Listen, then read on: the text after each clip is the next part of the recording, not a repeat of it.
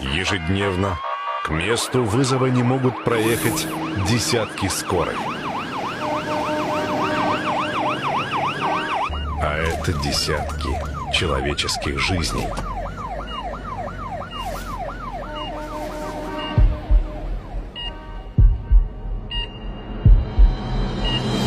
Не будь равнодушным. Уступи дорогу скорой.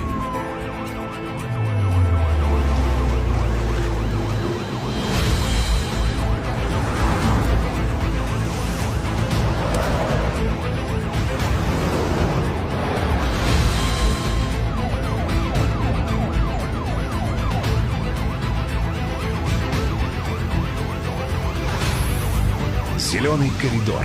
Пропусти скорую, спаси жизнь. 100 лет московской скорой помощи.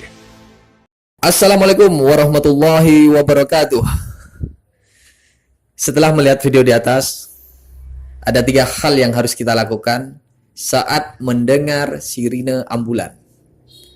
Yang pertama, jangan panik. Yang kedua, segera nyalakan lampu sen kendaraan kita ke kanan atau ke kiri menyesuaikan kondisi. Yang ketiga, jangan manfaatkan kecepatan ambulan atau membuntuti mobil ambulan dari belakang. Semoga video ini bisa dipraktekkan saat kita mendengar sirine ambulan. Sekian dari kami. Assalamualaikum warahmatullahi wabarakatuh.